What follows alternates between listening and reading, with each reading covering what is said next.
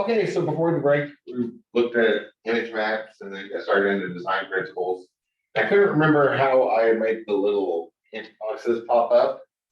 I went through the normal steps that everybody here's probably familiar with. Just jump on Google, see if we can find it. And the results were all to do it in scripting. I was like, no, I think I've done it before. So look at a previous example. I remember what I did now. So let's look at that real quick. Before we get too much further along. So what I've done before is we have an HTML tag for abbreviations. So an ABBR tag.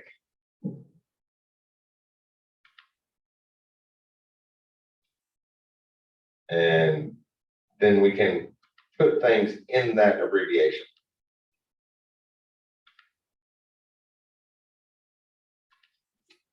Yeah, why don't I pull up the element?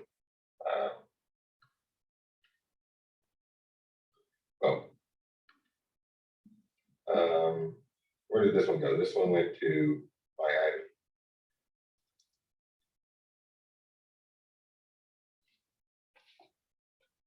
Okay, let me pull up the ABBR tag.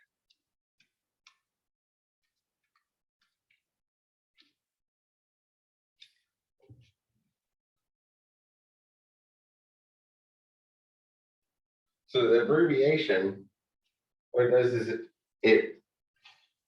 so we have NFL, right? Super Bowl's coming up soon, so that one pops in my mind. NFL might show up on our webpage, but some people might not know what that stands for. So when you hover over NFL, a little box pops up that says National Football League and says what the abbreviation stands for. So that's what this tag is for. Just a abbreviation. Do they just have examples here?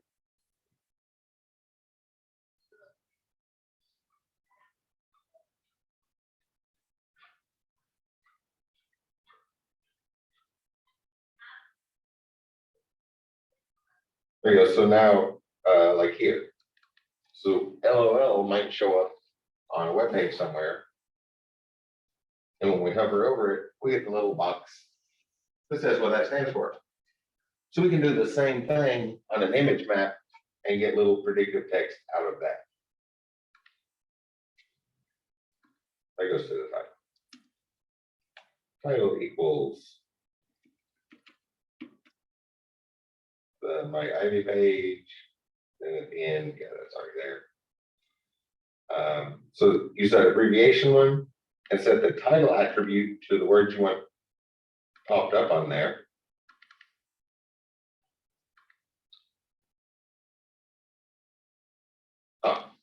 And that way, when your mouse hovers over the picture, you get a little preview of that without some fancy, complicated scripting. I remember that now. It took me a minute to figure that one out because, yeah, once I saw what I did before, I was like, oh, yeah, that took forever to figure out because everybody was saying just complicated script. You should not need to use a complicated script. There's got to be an easy way to do it. So on all your area elements, if you just wrap them in an abbreviation tag and set the title on an image map, then that will get a little tooltip is what they're normally called. Tooltips or hints, the box that says explains what it is. It's an easy workaround to get that on there. Thought I would show that so I don't forget about it later. So now back to our content. The reason we took a break early is so we didn't split this up. Principles of design.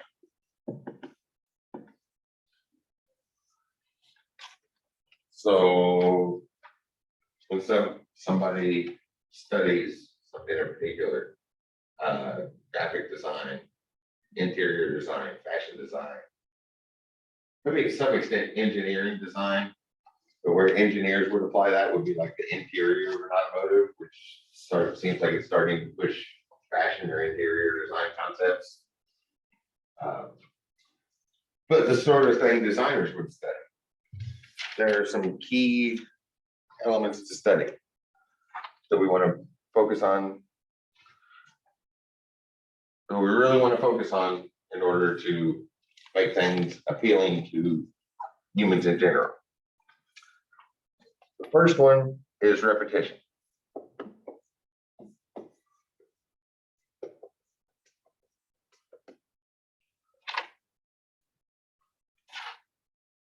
And that's generally summarized with the phrase, tie things together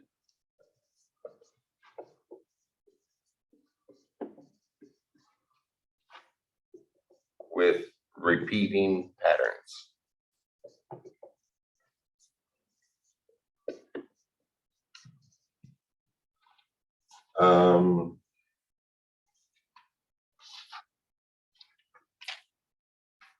Color choice can be a good one. You don't want to just use as many possible colors as you can on your website. Like the one I did last week, where the point was just a class example to see how different ways we have to ask for colors in CSS. You don't want just random colors everywhere. You want to have a short list of colors so that it doesn't overwhelm the user, and probably have some sort of repeatable patterns, how things are set up to help draw their eyes places.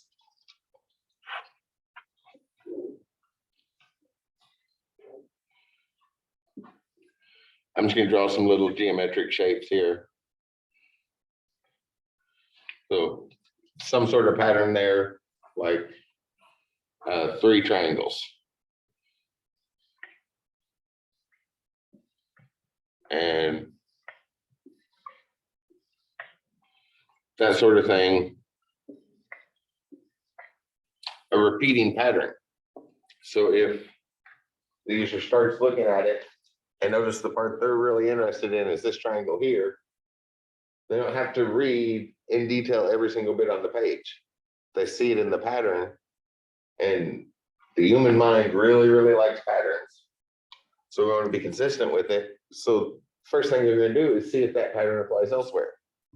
And then they can jump right to the thing they need based off that repeating pattern. Very important idea in design.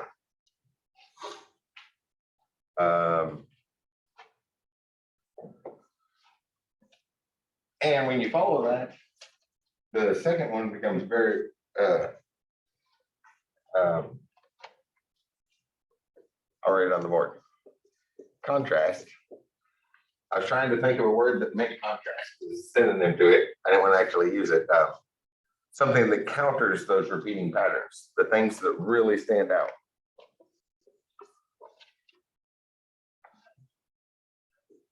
Make important things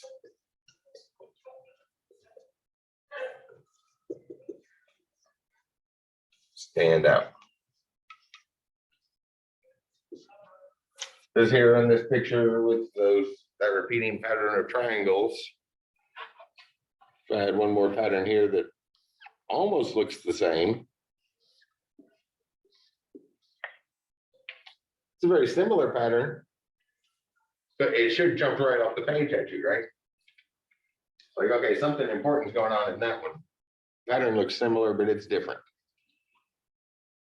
It doesn't have to be like shapes.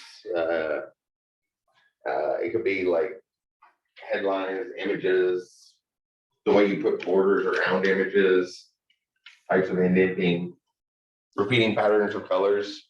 Maybe you have a gradient that goes from like dark blue and fades down to light blue. Surrounding images is like a frame around all your images. And then on this one in particular, you make that gradient go from light blue and fade into dark blue.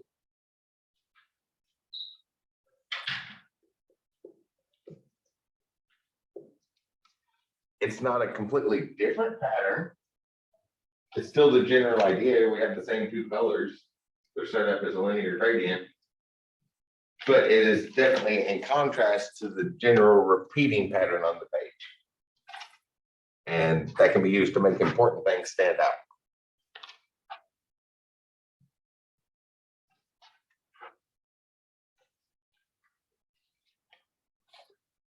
The third is proximity.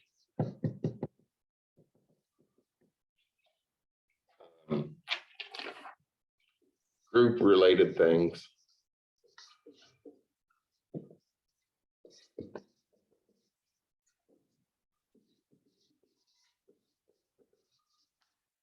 That's kind of what I tried to generalize with those pictures.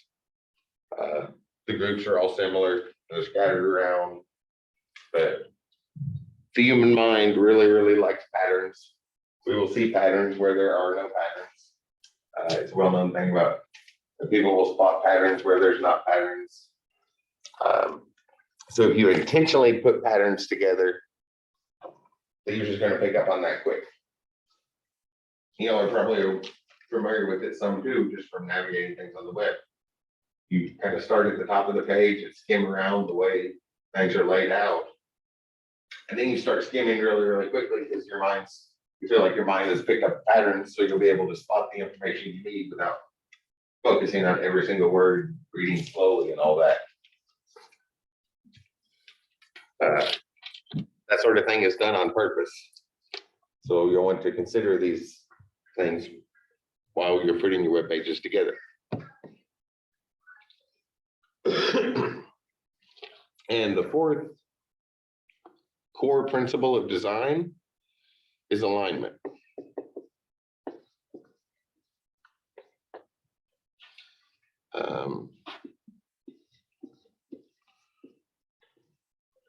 So organize sections relative to each other.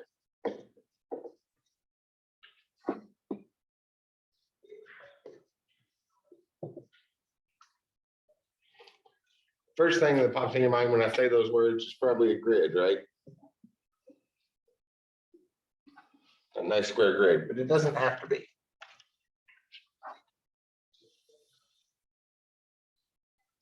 There's a lot, squares aren't the only shape we know of.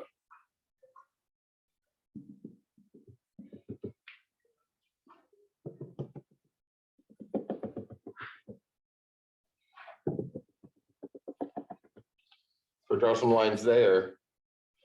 You can see there's sort of this organizational flow going down at an angle on the page.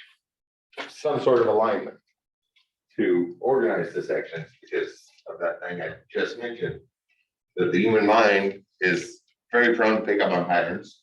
Humans notice patterns when there is no pattern to be noticed. So if we intentionally put patterns in there, people are going to pick that up on that. You know, we're probably aware of it. You'll go to a web page, start scanning at the top, and then start skimming really, really quick. Scrolling really quick, because your mind figures out very, very quickly a pattern that's put together and that you can use to hone in on the part you're actually looking for. That sort of thing is done on purpose, so you want to keep those sort of ideas in mind.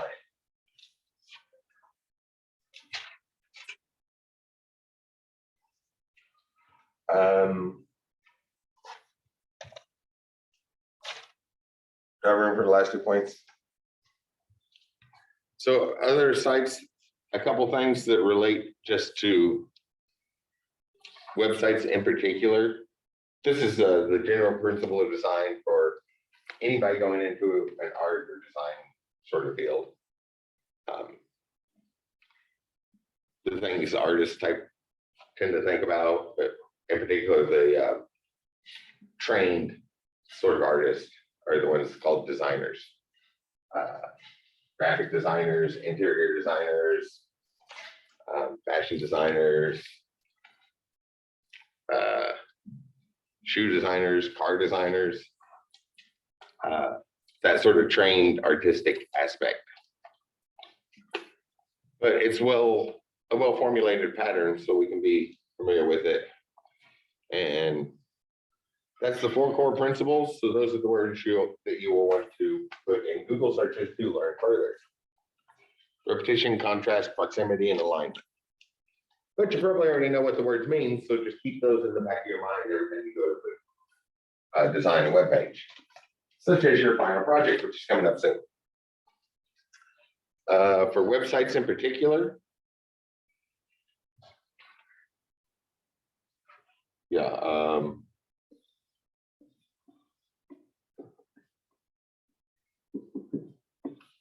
I think I can do this without erasing the board. There's only 2 things left on here.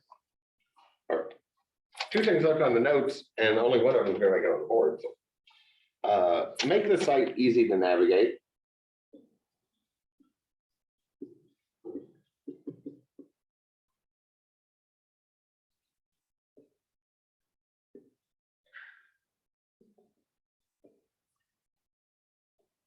And that can often go with prior expectations, right?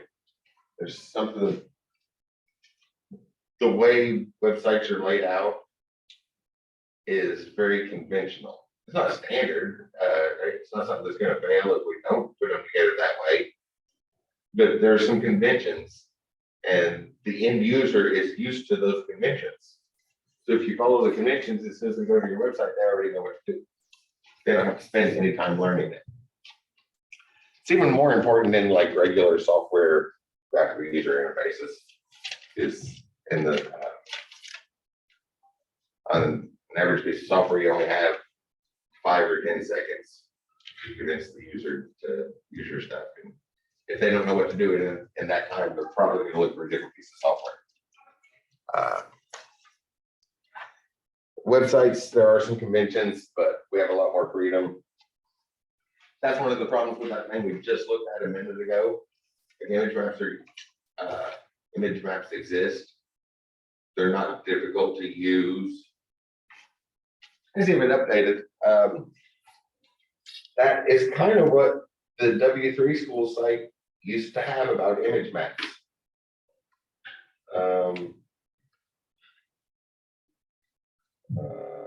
W3 school image maps.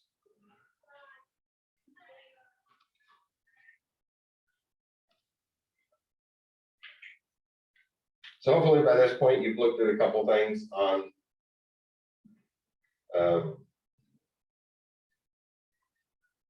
this. Oh, it looks like they've updated some.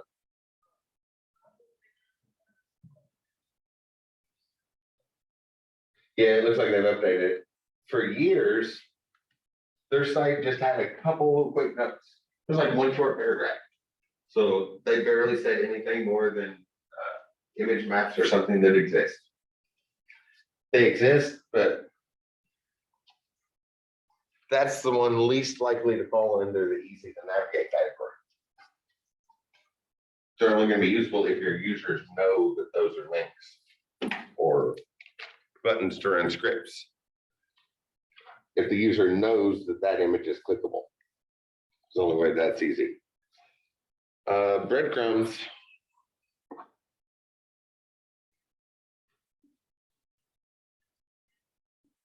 Does everybody know what breadcrumbs are? I'll point those out. It's a common thing. I think I've already learned over on this. So if I share my screen over here. So here we're going to go in Ivy Learn. I go in our course. Goes up at the top. It says an SDEV 153 course. So maybe I'll go into modules. Now up at the top it says it's the SDEV 153 course and the modules.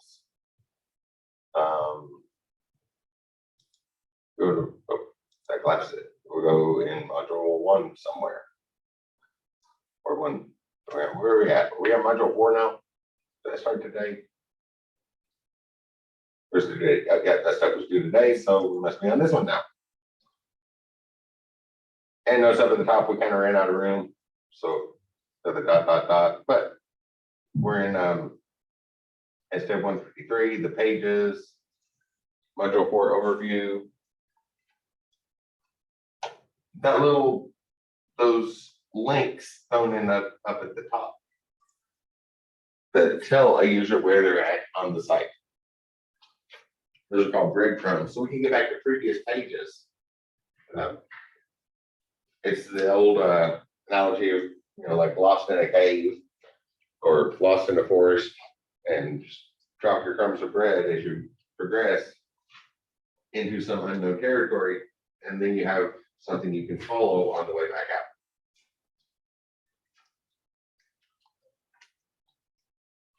Which is a traditional story, but that story is obviously really, really bad, because if you drop breadcrumbs in the forest, mark your way on the way to try to mark your way back out. Obviously, there's all kinds of little animals that would eat those breadcrumbs before you headed back out. It's the origin of that story, but we still use the word from it. Just little things drop along the way. In case the website's links that we drop along the way as we navigate through the site, so we can get back to the places we've already been before.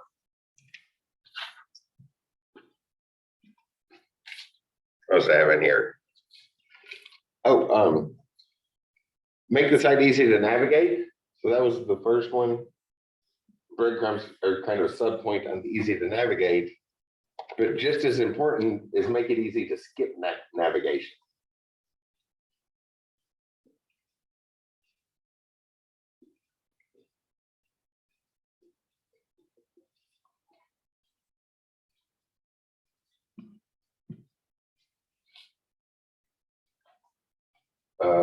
This is an accessibility issue.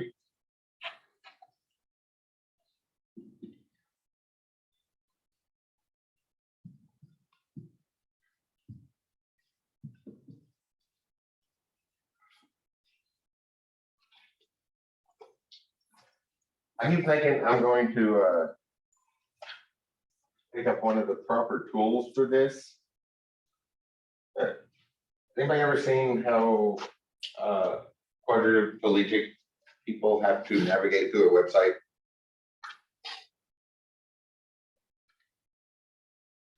They basically use what's called mouse sticks. So reload the page and then push the tab key, you'll notice focus is changing. So it starts there on the rectangle, then the circle, then the triangle, then the text-based link. I'm not sure where focus just went. Now I'm up to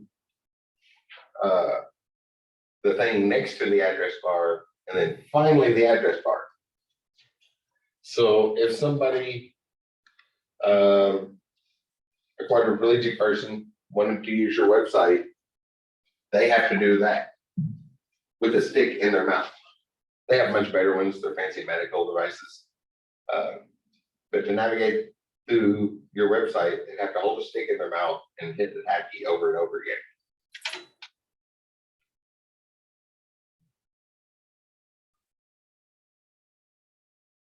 And give it a try like that. I'm sure you can find something like this little pen here to try that with and see that it is not the easiest task. I messed up there when I got to the end, when I got to the address bar. I put the cursor at the end, so now I can't overwrite all the stuff in the address at once. So now I have to come over and delete that. It is really hard. Oh. Okay. And now I can type something else in the address bar. There are alternatives. Give that a try. When you make your site, see if you can hold a stick in your mouth and navigate through the site. Obviously, theirs are much, much nicer sticks. They usually have a stylus at the end. But it is definitely something to give a try on your websites. I guess not everybody that can't use their arms or legs can afford the really nice mouse sticks either. Yeah, they usually have nice, they look like the teeth guard that boxers wear. So they're easy to bite on and hold in your mouth. And they have a long curved thing with a stylus tip at the end. but it's still a little inconvenient. So when you put a website together, actually give that a try. Make sure you can get around it and that there's ways to skip all that navigation stuff, which we will see in detail at some point.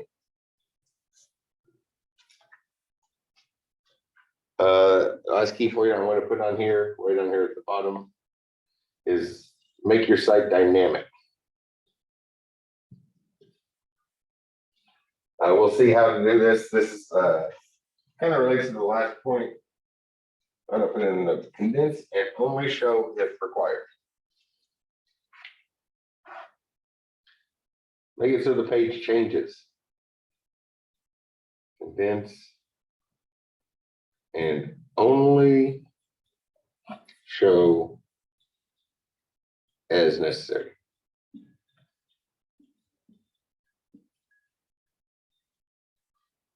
I don't think we've seen them yet. Have we seen details and summary in HTML?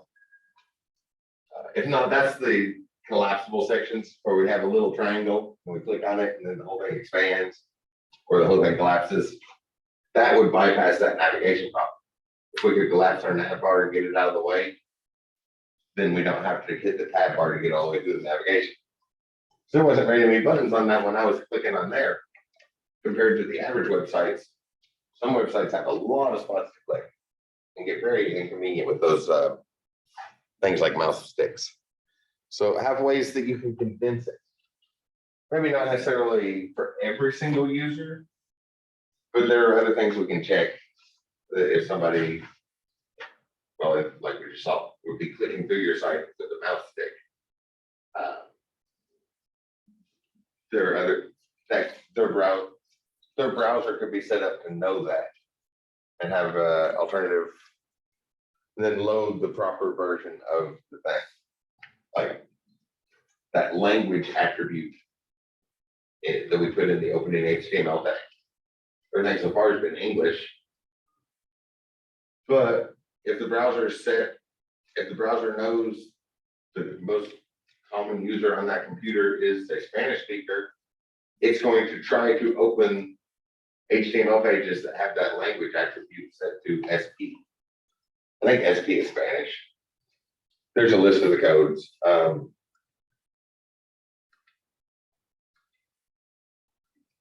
You can just Google language codes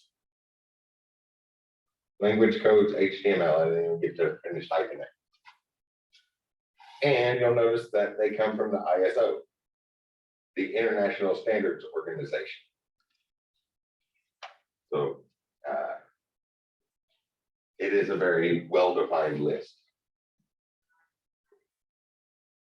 For 2 letters for whatever language people speak. And there are some other codes that can be put in there. We have specific versions for things like a visually impaired version of your website, so that people listening to it to screen reader don't have to listen to all the unnecessary information. Just go ahead and throw out the pictures to begin with. It's like, okay, this version is specifically for people who can't see the pictures. Let's make this another version that doesn't even have pictures in it. It'll load quicker for sure. At least that's at least one benefit of that. And then we can set up things in those language coding stuff too, so the browser knows which version to open if there's somebody with a disability and needs a specific version. Just some design thoughts. So our website stuff, make sure it's easy to navigate, but keep disabled people in mind, people with disabilities that might not. You might have to do things like the mouse sticks, or the visually impaired people that just have to keep telling their screen reader next, like, instead of even hitting the tab key, because that involves being able to see what's there. You have to say next, and the screen reader will say that, okay, it's the link to the home page, next. Link to the resources page, next. And they have to sit there and do all that. It's very inconvenient. And there's ways to kind of hide it. We will see some of those through on the list of just stuff to throw in at the end. And they're near the very top of list to throw in at the end of the semester. I don't think our book mentions many of them, but we'll see them. Which is a nice segue to the other thing I wanted to talk about today. And we'll have lots of lag time for today. Lots of time to start doing stuff. And the textbook does not talk about this, but it's very, very useful. There's certain on the board right here, repetition and contrast, groupings, alignments. Those sound like the things we talked about in CSS, right? We haven't done a whole lot of aligning. That's next week. I think we talked about media and do different sizes. Then we do that. It might be the other order. Either way, I'm pretty sure it's on next week's list of things to do. But this stuff looks like what we've talked about in CSS. Repetition like within patterns. We wouldn't want to use every pattern there is. We only want to use 3 or 4 colors on our site, or kind of minimize it. We're not going to have 30 different fonts in most cases. I already erased it from the board, but earlier one of the potential users was little kids. For a site designed specifically for little kids, yeah, we might want 30 different fonts. Because little kids get bored very, very easily. And if there's lots of reading, we need something to keep those little kids engaged.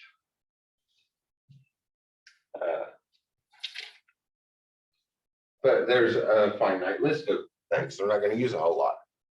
Same thing with sizing, I guess with alignment. We don't want to have an entire huge spectrum of sizes available. We're going to have a few sizes so that they stand out. So we can apply proximity and contrast to like the header text versus the paragraph text versus the captions on images and make them stand out using the design principles. So there's going to be a finite number. And that leads into this next concept of CSS variables.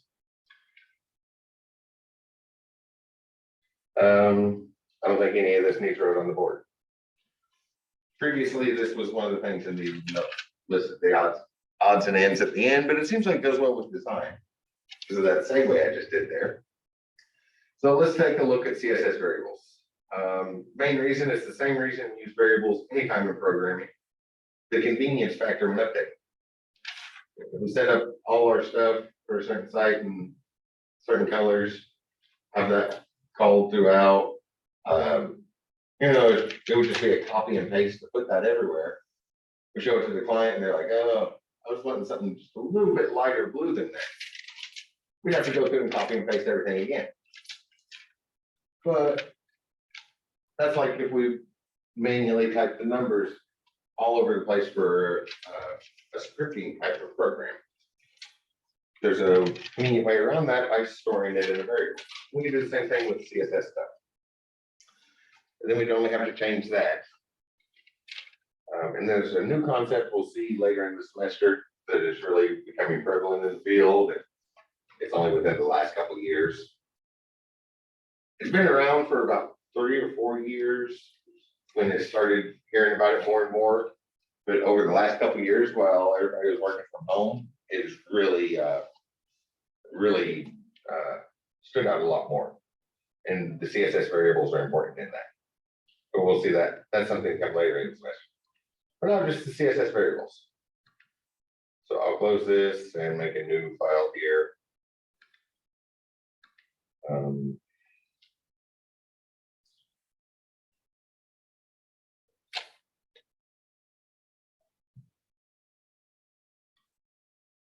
I have the wrong folder selected. I'll be on this project. There we go. New file. Close this. See if this works. Oh, it's going to the wrong place for some reason. Let's save there. I'll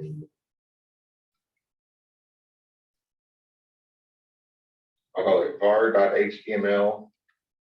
All the names are fairly arbitrary. And the new one, I'll just call var.css. Why does it keep saving in the wrong spot?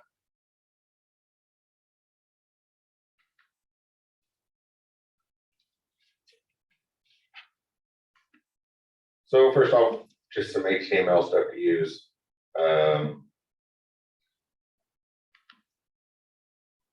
Like we've seen before, we need a link to the style sheet. And yeah, the two main points for the style sheet. We've seen that before, and we'll see it in lots and lots of things yet to come.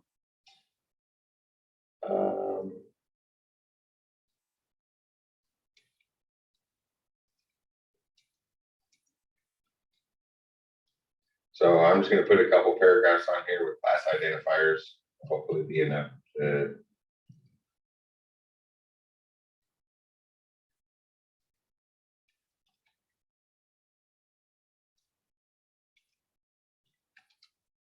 get the basic concept, because I guess at least 3 places to put colors, maybe, or sizes.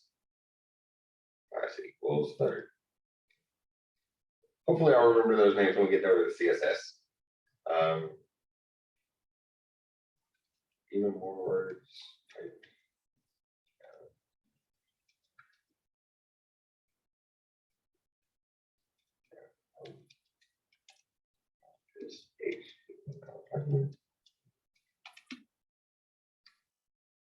I guess I don't really need any worry about word wrapping or anything. Should give us something to look at on the page.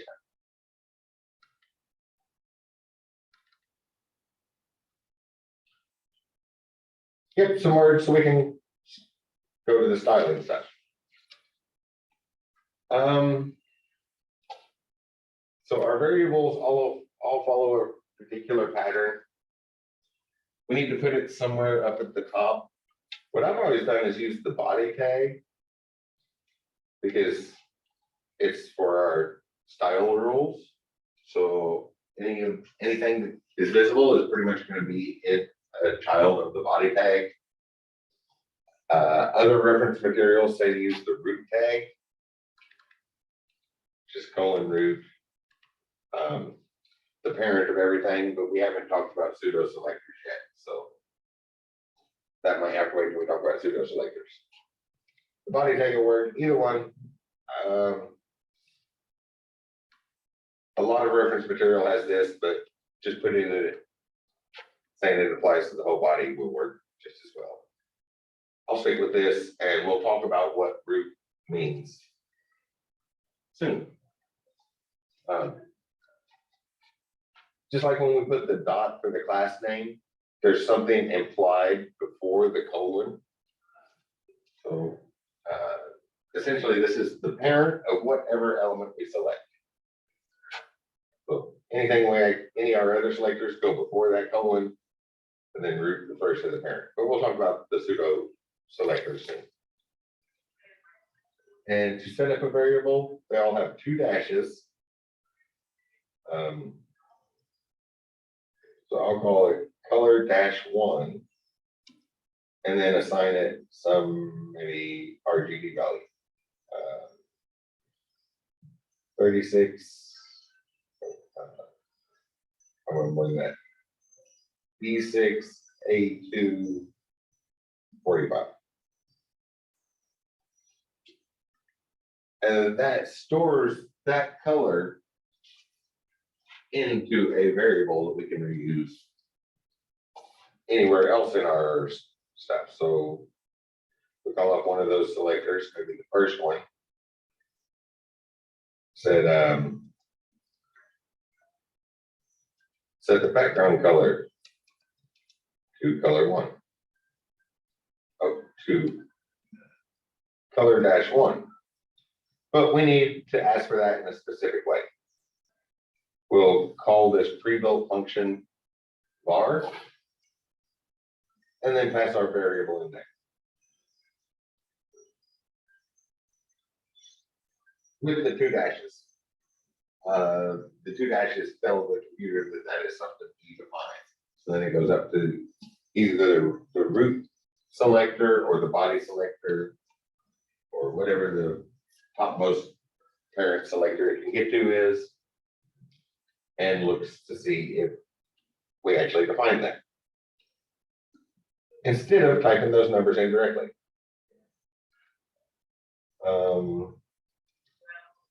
And then the design principle, repetition. We don't want to use a lot of colors. We want to use that same color over and over again. So maybe then on our second paragraph,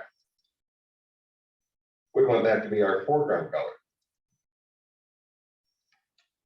Again, we'll call the bar function color -1. And on our third paragraph, again, for that first design principle of repetition, in our third paragraph, we'll set the border for that. Or the shadow. Yeah, let's do the shadow. Box shadow. There we'll go, I don't know, 7 pixels right and 7 pixels down. Have it fade out entirely in 5 pixels. And for the color, we'll ask for color 1.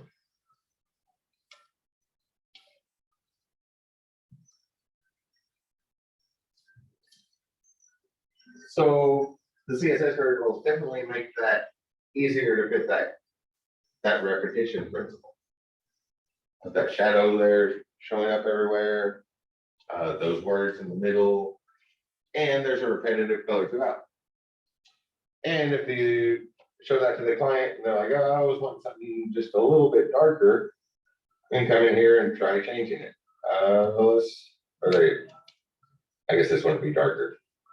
I'll take some of the blue out of there to make it more yellowish. Save it. But that didn't have the effect I was expecting. So,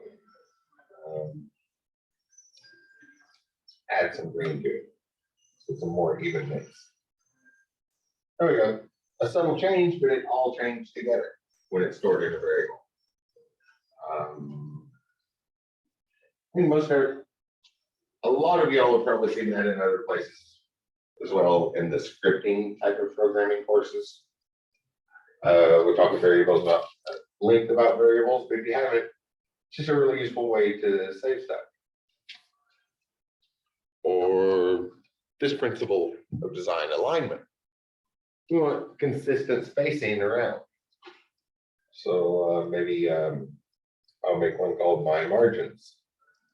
And 1.3 EM. So size 1.3 characters for margins on all of our stuff. In particular, I'll do that on the right margin. Or margin right, or my margins. And then I'll just copy that. And my cursor was at the end, so all I did was hit Shift and Home, just like all of them. And then apply that everywhere. There are other ways we could get that to apply everywhere. Notice it doesn't seem to do anything. And that's from the overflow. So be a certain distance from the edge, but there's nothing afterwards. Be a certain distance from the thing afterwards on the right hand side, but there's nothing to the right hand side.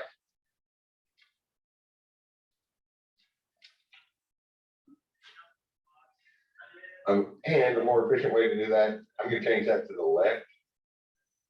But to apply it everywhere, those are all paragraphs. So do margin left, whatever that was called. My margin.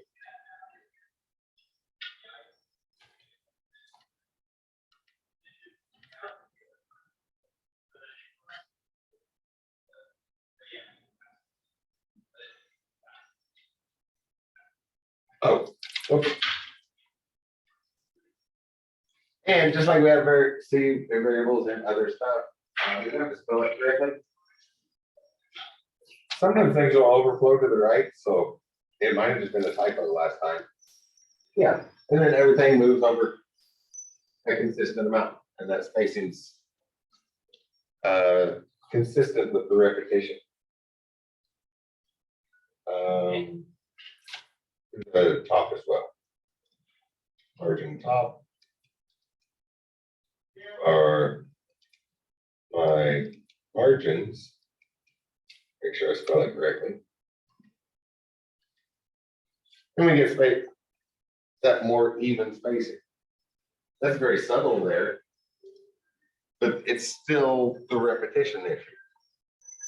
Our margin size is repeated on the side and the top. So we have that repetition, which then makes that stuff with the solid background stand out. Or the stuff with the different colored words stand out with white space.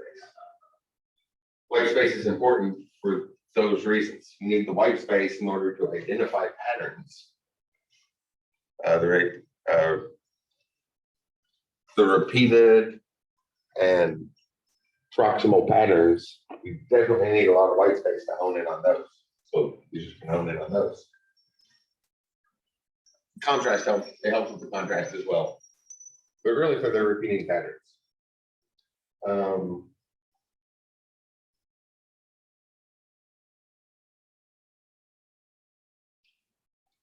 Have we used calc anywhere? I don't think we've done any calculations. We can add our numbers together. I'll just do it on something here. I'll call it my our size 1. Yeah, that'll work. Size -1. And do that, we have this function called calc. And I don't know, maybe we want that to be 1.7 characters tall plus 7 pixels minus 1.3 points. And mix our units like that.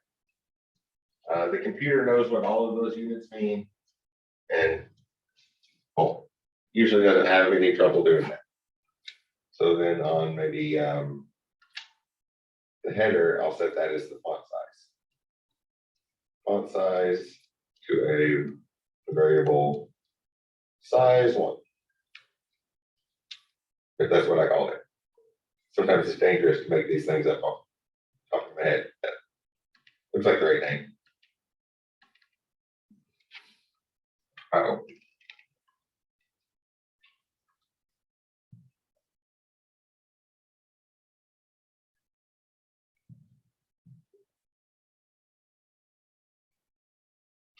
The spaces are important here.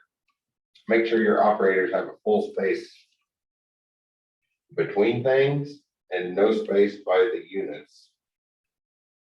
Did I type something wrong?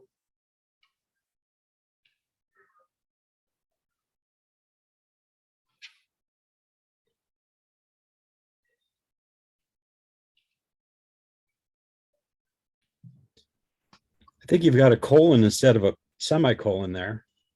Is that doing it? Where at? After in the first.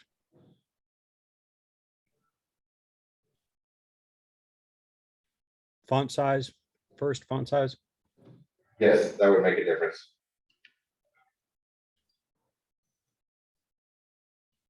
Oh, and if you haven't seen this before, if you have a whole bunch of stuff you want to like grab in parentheses, in most text editors, you can highlight it and just like the opening parentheses and then it'll figure out what you want to do with the closing on that.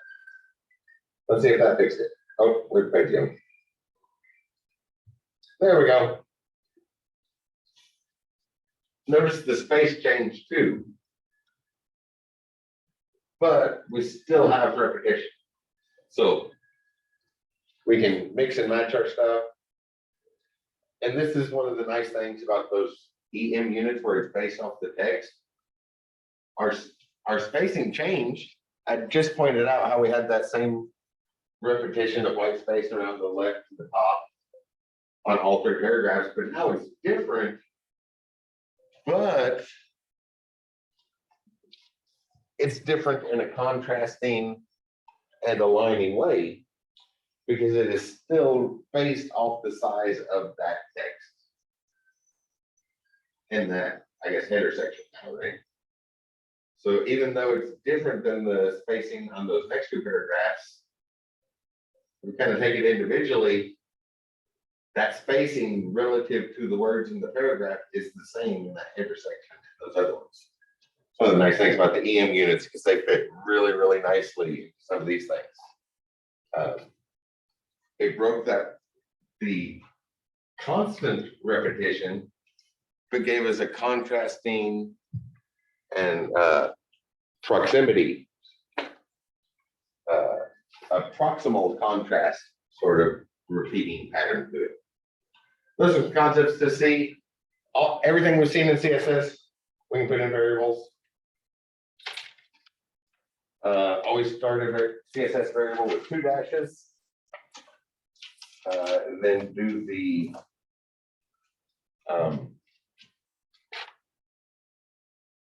two dashes.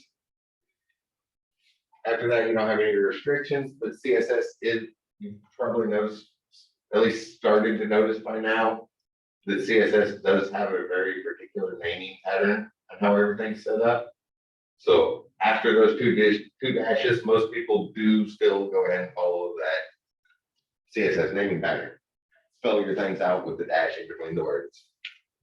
But start with 2 dashes, and then when you go to call it, use the var function. And the calc function has no trouble mixing units, but spacing is important here. The units have to be pressed right up against the number that they go with.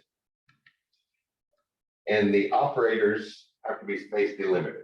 So make sure you put a space there. Otherwise, it knows your normal math operations. Add, subtract, multiply, divide, modulus. What we always have.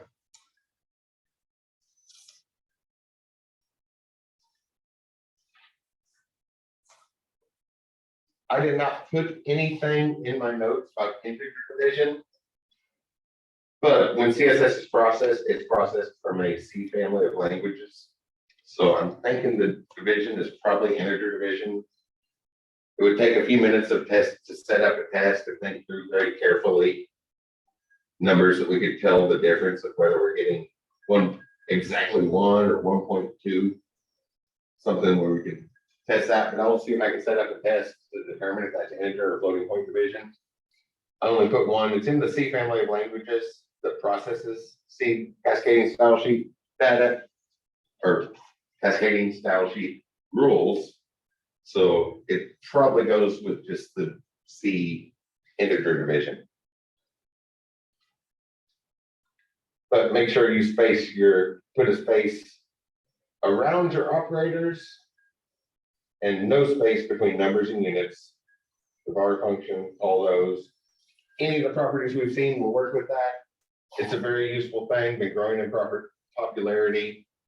Our textbook does not use that. You probably noticed, like on those weekly assignments, there's a whole lot of copy and paste because they keep telling you to use the same color over and over again. Hopefully you picked up on that and didn't type the same thing over and over again. Copy and paste is really easy, right? I will be perfectly okay if you feel like modifying those instructions to use variables instead of and put those 3 colors they have on that Pacific Trails site into variables, so to make it easier to work with. It's a new thing. Textbook doesn't mention it. Semi-new. It's been around for a few years. 2018, I think, was the first time I saw it. Maybe 2017. But, seems like it should be starting to show up in textbooks soon, but that's the publishing companies sometimes move a little slow. It's a very useful thing, though, for sure, for our design principles. It's a big one. Keep these things in mind. You're not studying a design, you're not getting a designing degree, but you're working in situations. You're pursuing a degree that will have you working alongside designers or contributing to design concerns. So you at least want to know the 4 basic principles so that you can communicate with the art department and your company. Otherwise, this is an active subject. My suggestion for today is work in that calc and CSS variables, do the CSS properties that we've had, and the rest of that was just thinking stuff. So keep that rattling around in your mind and start putting some ideas together on how you can apply those things. Which leaves us lots of lab time for today. A little over an hour and a half of lab time to actively do stuff. As always, text messages and Ivy Learn messages are the two things that make noise on my phone. I'll be ready to jump back on the Zoom call in a split second if you have questions. Otherwise, please spend our time productively studying CSS, but your latest round of homework was due right before our class. So if you have some other, please spend it productively doing IT stuff. And if you have questions and other IT stuff, you don't necessarily have to, I can answer some of those too. So if you have a question, feel free to send it my way. I'm always happy to help, but please use this time productively for your studies. You just heard my suggestion for what I say to study CSS, as far as CSS and HTML today. And otherwise, y'all have a great evening and then weekend. And I'll see some of y'all tomorrow in class. Otherwise, y'all have a great weekend. Oh, did anybody have questions before I stop the recording? I should check that.